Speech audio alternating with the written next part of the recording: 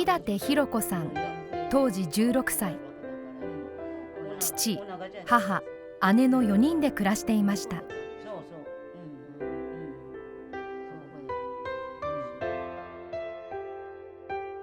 鉄道局の電話交換手として働いていた木立さんは、爆心地からおよそ 3.3 キロ、鉄道局の女川町にあった練成所で被爆しました。本土決戦に向けて10日間の訓練を受けた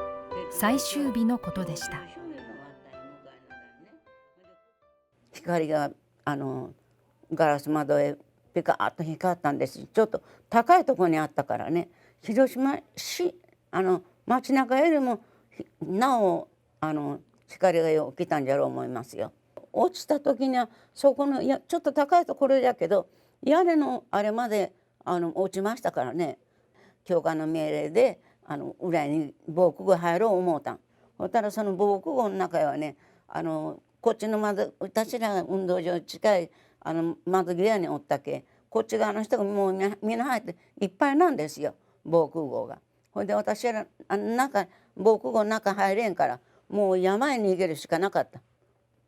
私はちょうどお腹におったから着物までは焼けてなかった。建物の中におったから。建物の中にいらっしゃらなかった方はもう心は焼けただれてね、ボロボロの人はみんな山の方へ行って逃げてきてんですよ。もうそのうちにもう燃え出して広島中が火の手があっちこっちから火の手が上がるんですよ。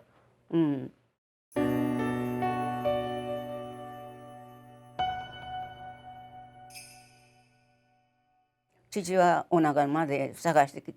に来てくれたんです。ほんで父はお母さんも探しに行って、それをお母さんも救うてきて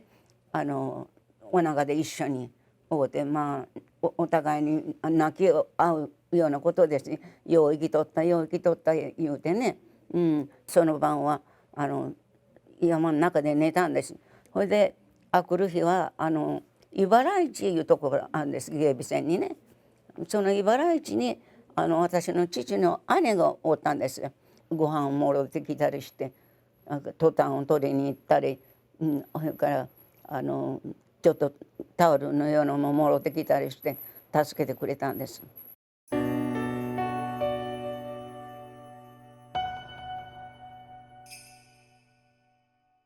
姉が二部隊軍属で、ほんで勤めたんです。父が姉を探しに出ねえけんけ、広子行こうで弁当詰めてもろうたけ言うてね、あえおい橋の下にね避難しとってよいうことを聞かせてくれた人がおって、それで父と2人連ろうてあえおい橋の下へ探しに行ったんですよ。もうずっと橋の下人がいっぱい、橋の下はもうそれ全部死んだ人ばっかりでもなくて、生きた人もおりゃ死んだ人もおる、もうねもう匂いがするような人もおって、それで夜になるとねもうね道を探しに皆さんおいでるんですよ。懐中電灯でもないような提灯かなんかのようなものをゆらゆらしながらね肉親の名前を呼びながら夜ずっと「何々ちゃん何々ちゃん」言うて探して歩いてんですよ。それで私も姉が安子いんですよね。安子姉ちゃん言うて父と2人ちょっと探しよった。ほったら2日目だったかねお姉ちゃんが軍属で行っとったから、そういう人たちのばっかりやっぱりそこへ避難しとっちゃったんです。それで橋の下へね。それで巡り合うてその時の嬉しさはね例えようもなかったですけど、生きとってくれたか言うて父もね、喜んでねやけども何にもしてなかったですよ。毛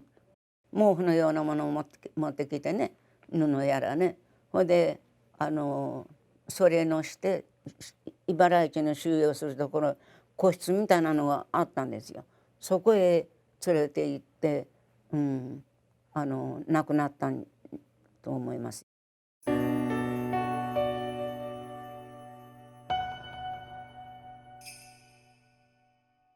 夜は明かりをつけちゃいけんで言うて、電気もね上の方電気つけられるんですよ。下まで下ろして傘かぶしてね、風呂敷で、それでそこの下でご飯食べたりいうような時代でした。戦争原爆よりも前からずっと、大変でした。原爆ドームとかああいうとこを見て歩いて、私らの時代ああいう時に大変なことじゃったんじゃけど、今はほんま平和で幸せじゃなと思うて、二度とああいうことがあっちゃいけんね思うてしみじみとも思いました。